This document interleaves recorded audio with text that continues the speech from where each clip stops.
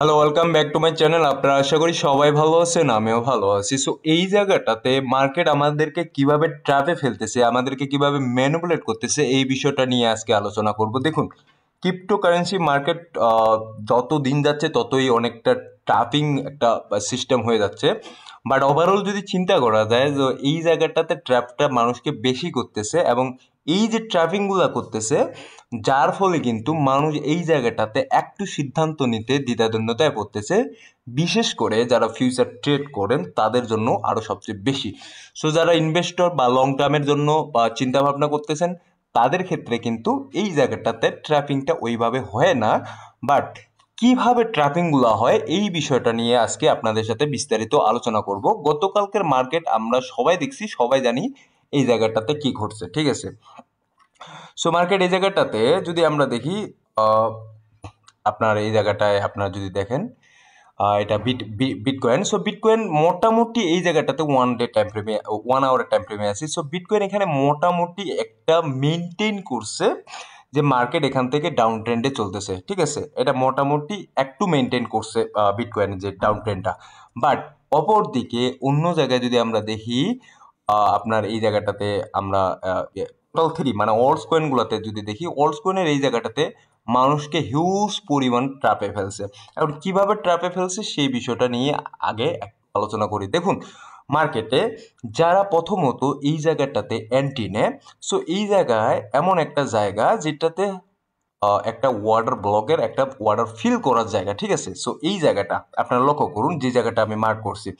So এইখান থেকে maximum মানুষ কিন্তু যখন মার্কেট এই জায়গাটাতে চলে আসে, তখন কিন্তু ম্যাক্সিমাম মানুষ এখান থেকে লং ট্রেড করার চিন্তা ভাবনা এই জায়গায় করে, ঠিক আছে। সো লং ট্রেডের যারা চিন্তা ভাবনা করছে, তাদের যে এসএল গুলা থাকে, তাদের এসএল গুলো মোটামুটি এই জায়গাগুলোতেই কিন্তু থাকে। এই জায়গাগুলোতে তারা এসএল এই জায়গাটাতে এন্ট্রি করায়, ঠিক আছে। সো তাদের এসএল গুলা এই জায়গায় নিয়ে আবার কিন্তু মার্কেট উপরের দিকে গেছে। সো মানে এই জায়গাটাতে যারা লং করতে চাইছিল, তাদেরকে এই জায়গায় তাদের এসএল গুলা নিয়ে তারপর কিন্তু মার্কেট উপরের দিকে গেছে, ঠিক আছে। সো এখন কথা হচ্ছে, যখন মার্কেট নিচের দিকে আসতেছে, তখন কিন্তু অনেকজনে এই জায়গায় একটু বেয়ারিশ হয়ে গেছিল, এবং তারা চিন্তা করতেছিল যে মার্কেট এইখান থেকে নিচের দিকে আসার সম্ভাবনাটা সবচেয়ে বেশি। সো অনেকে কিন্তু এই জায়গাটাতে শর্ট ট্রেড ধরছিল। সো যারা শর্ট ট্রেড ধরছিল তাদেরও কিন্তু এই জায়গাটাতে অ্যাসেল বা অনেকে যারা বেশি লেভারেজ নেয় তাদেরকে লিকুইডেট করে কিন্তু মার্কেট আবার নিচের দিকে আসছে। সো এই যে একটা ম্যানিপুলেশন বা ম্যানিপুলেটেড খেলা চলতেছে, এটার কারণে কিন্তু হিউজ পরিমাণে মানুষ ধরা খাচ্ছে এই জায়গাটাতে, ঠিক আছে।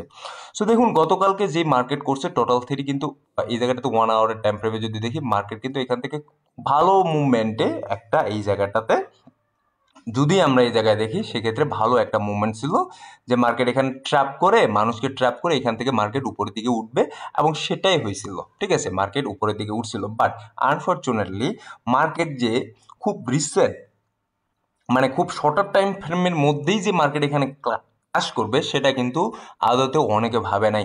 এবং যদি পরিসংখ্যান দেখা যায়, মিলিয়ন মিলিয়ন ডলারের যে লিকুইডেট অলরেডি কিন্তু মানে 1 ঘন্টা বা 12 মিনিট বা 30 মিনিটের মধ্যে কিন্তু এই জায়গাটাতে হয়ে গেছিল। এই যে একটা রেড ক্যান্ডেল দেখতেছেন, এই রেড ক্যান্ডেলের মধ্যে মিলিয়ন মিলিয়ন ডলার এই জায়গায় লিকুইডেট হয়ে গেছিল, ঠিক আছে।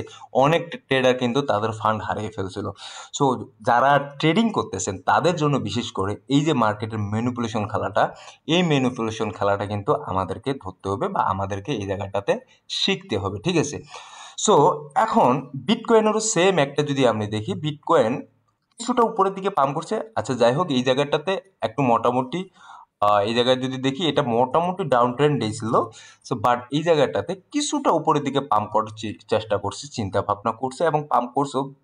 আফটার অল এই জায়গাটাতে যদি আমরা দেখি, এটা কিন্তু ডাউন ট্রেন্ডেই ছিল। বাট এই যে ফল ডাউনটা আসলো, এত বড় একটা ফল ডাউন আসবে একসাথে, এইটা কিন্তু কখনো কেউ চিন্তা করে নাই। এবং যে ফল ডাউনটা আপনার মোটামুটি এই যে জায়গাটা আছে, এই যে জায়গাটা আছে, এটারও নিচের দিকে চলে আসছিল, ঠিক আছে। সো এখন আজকে এই জায়গাটাতে আলোচনা করব যে বিটকয়েন আর কতটুকু নিচের দিকে আসতে পারে, সেই বিষয়টা নিয়ে আলোচনা করি, ঠিক আছে। সো দেখুন মার্কেটে এই যে যার একটা যে সাপোর্ট জোন আছে, এই সাপোর্ট জোনের কিন্তু এই এরিয়াটাতে এখন পর্যন্ত মার্কেট ঘোরাফেরা করতেছে। ইনফ্যাক্ট এই জায়গাটা যদি ব্রেক করে, অলরেডি কিন্তু কয়েকটা উইক দিয়ে দিছে এই জায়গাটার নিচের দিকে। সো এই জায়গাটা যদি ব্রেক করে, এবং আনফরচুনেটলি যদি দেখা দেখা যায়, যদি আমরা ওয়ান ডে টাইম ফ্রেমে দেখি, এটা কিন্তু ব্রেক করার পসিবিলিটি আছে এবং এদিকেই যাচ্ছে। সো তারপর এখানে বলা যাবে না, কারণ মার্কেটের ম্যানিপুলেশন, মার্কেট যে এখন এত দ্রুত উঠানামা করে, এটা কিন্তু হিউজ পরিমাণে যে জিনিসটা, ঠিক আছে।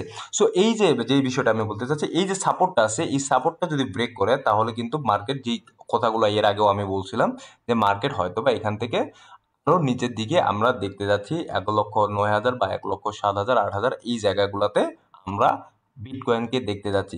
তো এই জায়গাটাতে যদি বিটকয়েন যায়, তার মানে আপনাকে বুঝতে হবে অল যে কয়েন আছে, সেই অলস কয়েনগুলোও কিন্তু এই জায়গাটাতে এইভাবে না হোক মোটামুটি এই জায়গায় ফল ডাউন করবে, এবং সেই জায়গাটা কিন্তু এরিয়াটা 1 ট্রিলিয়নের কাছাকাছি চলে আসার পসিবিলিটি আছে, ঠিক আছে, বিটকয়েনের ক্ষেত্রে।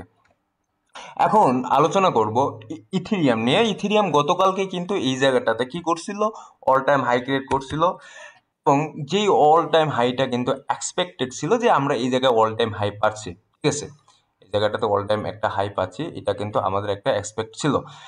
কথা হচ্ছে অল টাইম হাই লাগানোর পরেই কিন্তু মার্কেটে ফল ডাউন আসে, যেটা আমরা সবাই দেখছি এই জায়গাটাতে। অল টাইম হাই লাগানোর পরেই এই জায়গাটাতে ফল ডাউন আসে।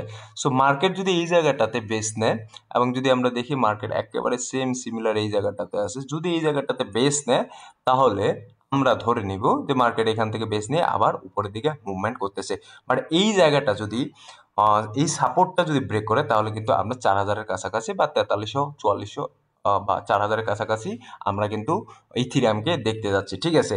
সো এখন তাহলে আমরা কি করব, কি করা উচিত, আমরা কি মার্কেটে এন্ট্রি নিব কি নিব না? আমার মতে আমি এই জায়গাটাতে যে বিষয়টা এই মুহূর্তে দেখতে পাচ্ছি, সেটা হচ্ছে যে মার্কেটে এন্ট্রি আমরা খুব কনফার্মেশন একটা পজিশনে না যাওয়া পর্যন্ত আমরা কিন্তু মার্কেটে এন্ট্রি নিব না, ঠিক আছে। আগে আমরা কনফার্ম হব, যেহেতু আমাদের ডেইলি টাইম ফ্রেমে এখন পর্যন্ত মার্কেট স্টিল বিয়ারিশ মার্কেট, ঠিক আছে। সো এটা কিছুটা কারেকশন এই জায়গায় নেবে, সেটা ঠিক আছে, সেটা একটু এক্সপেক্টেড একটা কারেকশন নেক, এবং নিবেও, ঠিক আছে, এই জায়গায় এই কারেকশনটা নেবে।